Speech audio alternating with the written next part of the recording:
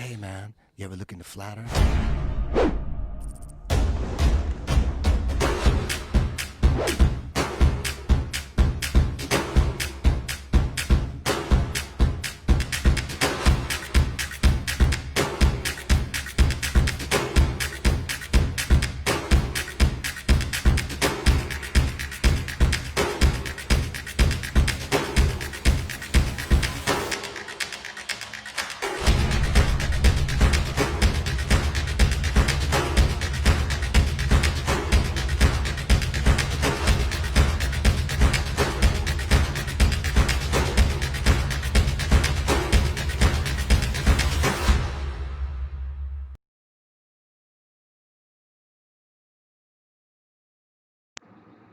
All right, this is taken on 4th of July. I was on top of the little observation deck they got there.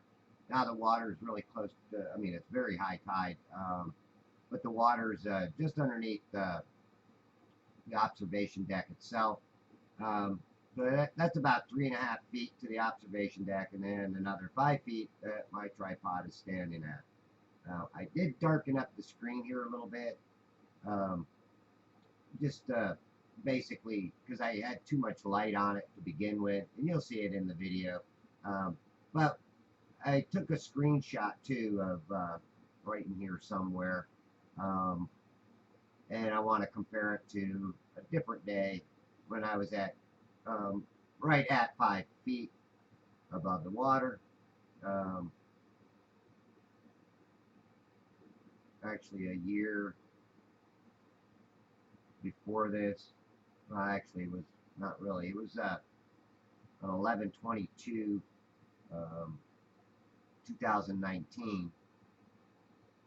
I got some really great visibility, and that's what this is really about, visibility. And as you can see here, I'm trying to get focused. It's a little windy too, so it's really kind of hard to get a good focus and be shaken, but you can see how this mirroring effect occurs, and this causes everything that you normally see on a good day of visibility to be pulled down, or what I like to say is magnified. Number one, it is magnified. Um, and two, when this magnification occurs, it also, um, with, I should say, magnification with mirroring, it causes the objects to look like they're being pulled down, but actually what it is the light is being diffracted upward, mirrored upward, and causing the bottom portions of things to be missing. Like right here, this is the Bayport rack. It should have 7 slots. And you see 1, 2, 3, 4, 5 slots on it. That right there tells you that there's 2 slots missing. Is it below the curvature of Earth, or is this rack being magnified? I believe the rack is being magnified. It's only 2.5 miles away. The islands are 4.84 miles, 86 miles, something in there. Um, so I should be able to see them openly and clear at this height, because I've got 2 extra feet above 6 feet, which should give me, approximately another maybe mile or so. But I'm still being cut off by this optical effect that occurs. Now, this is another observation that I make. I turn my camera around and point toward these 3 islands that are to the north of me. And where's my paper? I just had my paper here with all the names of it on here. One was Crawl Key, Saddle Key, and Sheephead Key. So Crawl Key is the farthest one to the left. That's at 6 miles. Saddle Key is the one in the middle. It's at about 5.5 miles. And then the Sheephead Key is at 4.6 miles. And you can hardly see them. And, if you kind of take their refraction and what would be cut off and put it towards this, would be what you would see. You'd have this appearance of it being cut off but it's not being cut off by curvature, folks. This is an optical effect that occurs not just over land, water, but also over land, because you'll get the same thing. You'll get the heat coming off the ground. You'll get evaporation rates, and this will cause this mirroring effect. Also, the sharp angles will cause this mirroring effect to block out the lower portions of any object, boat, land, um, any kind of, like I said, any object will appear to be getting cut off. Now you see, I'm going across here and I'm hardly seeing any of those islands. And even this boat, look, this boat looks like it's being cut off, and he's fairly close to me.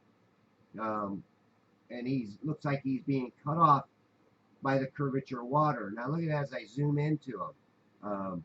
This is probably a full zoom, and it looks like he's being cut off. But look how big the boat is. And you know, this is a boat that's way out there. Of course, he's way out there. You know, you're thinking that he's being cut off by the curvature of Earth, and you know, you have to really think twice about this, because that is not what's going on. Now, you see here, I've got my light, I guess. Again, I told you I turned it the brightness down only because it really whited out the whole screen. Now I using the camera, the exposure of the camera, to turn up and down to get more or less light in on it. You know, you can see when I turn it way back, you know, it darkens the screen quite a bit. But there's some rain out there. That rain is way, way farther away than what you might think. And you see here, as I'm kind of playing around with the lighting of the camera. And then we're going to go to where I started out my camera at on 11/22.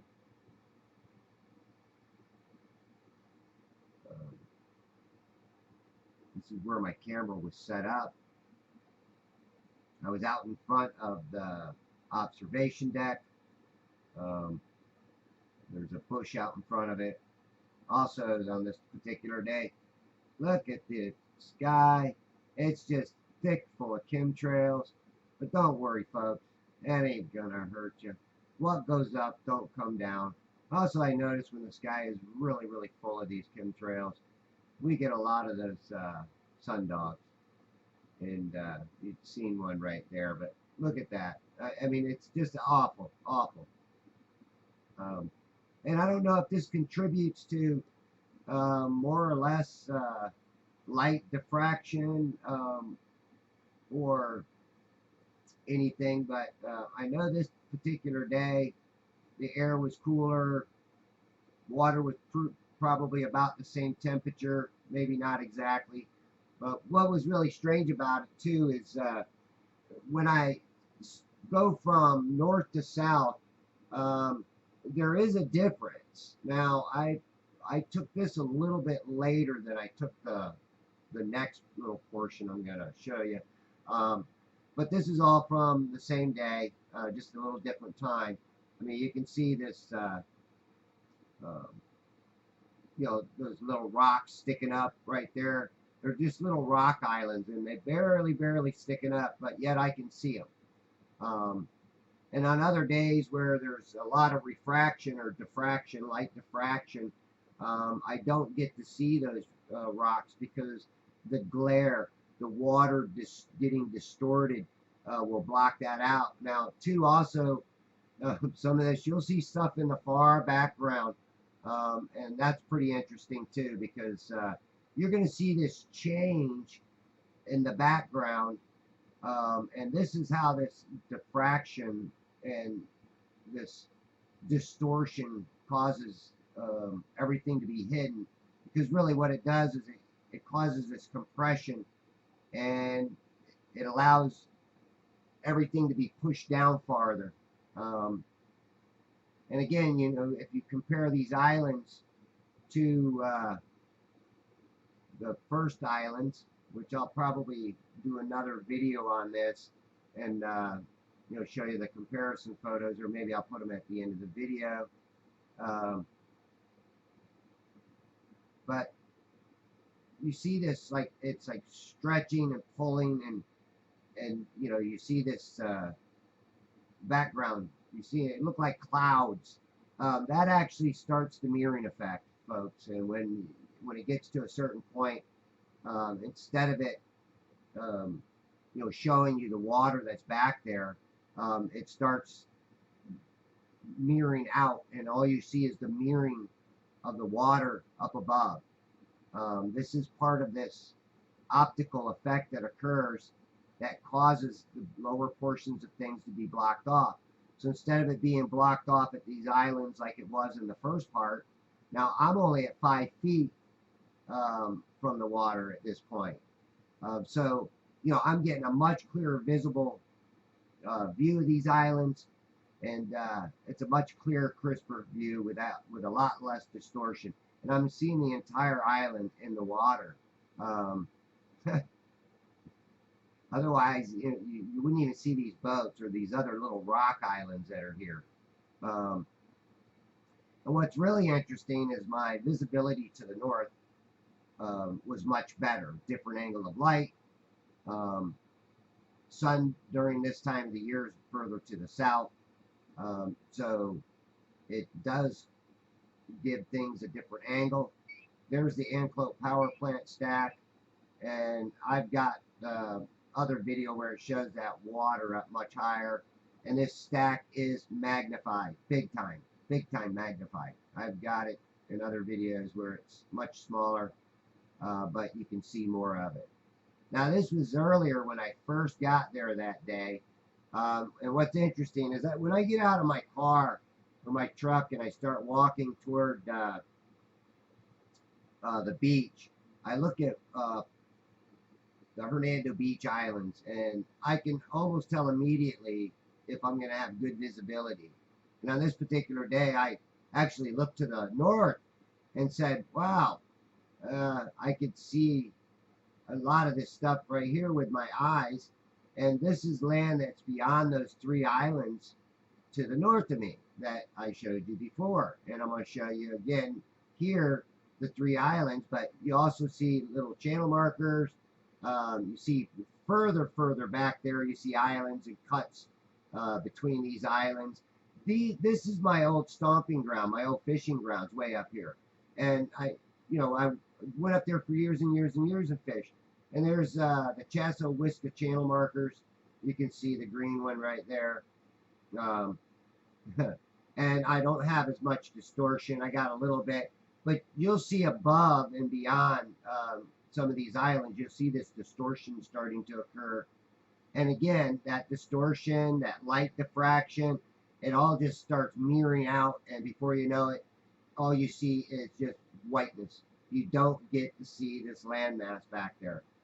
You see how it's kind of blurring out, and you know, it's just an optical effect. Now, these islands, in my opinion, yes, they are being magnified a little bit, but they are there, and they are visible.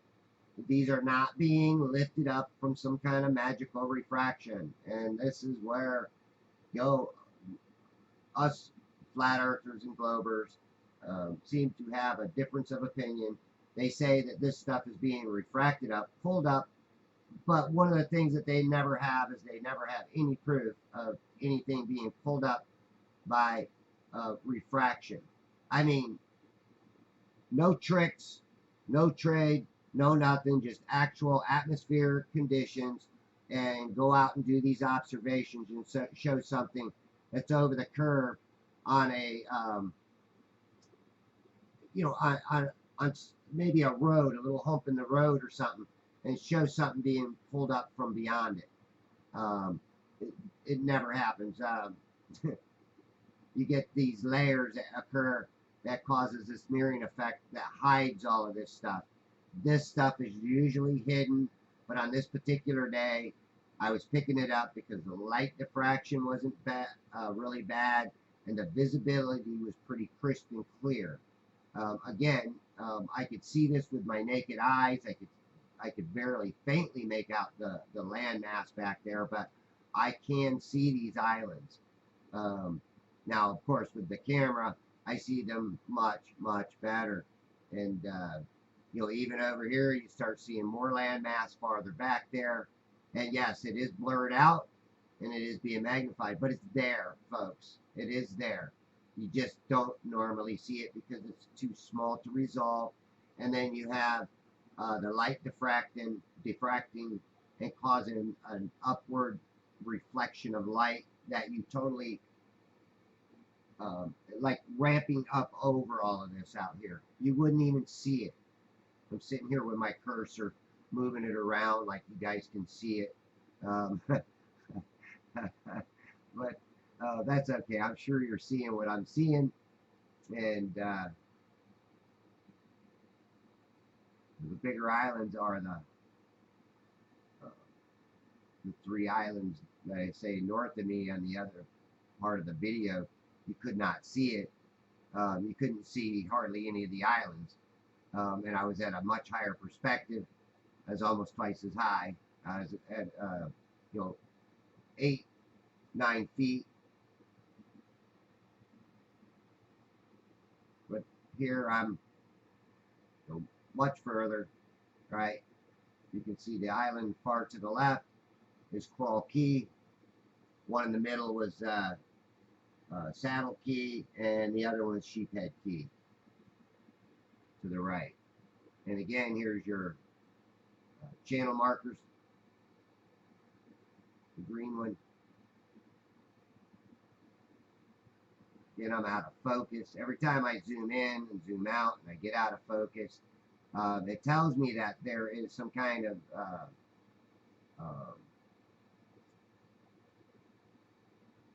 weather condition or optical condition that causes me to have to focus the camera in.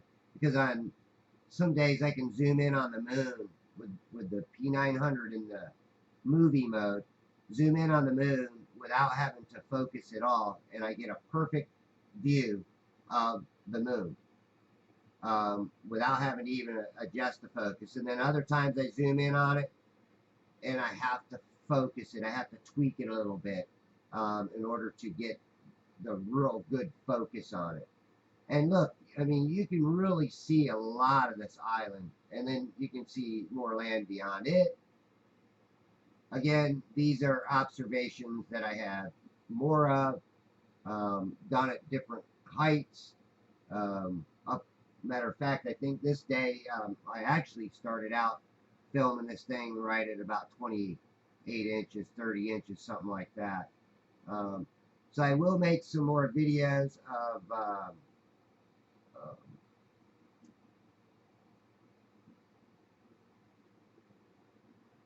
November 22nd, 2019, and I'll make them in little increment parts. I'll add in any cell phone video I did of where my camera was located, because later this day I do get my camera down to 28 inches and was still capturing Cutter's Rock beacon light at 11.22 miles out, which should be unheard of. But obviously, visible observations are proof, whether people like it or not.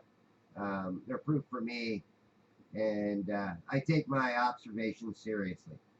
So I'm going to add in, like I said, I'm going to add in a couple of the pictures, try to put them in a comparison setting, and let you decide for yourself what you see.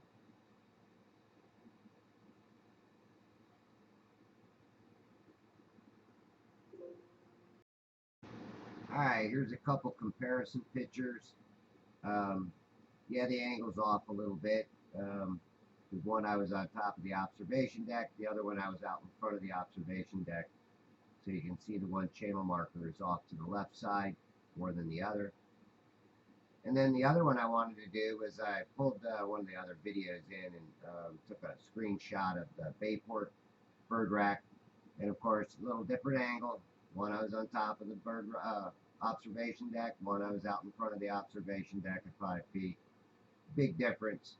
So you can tell for yourself. Visibility does matter.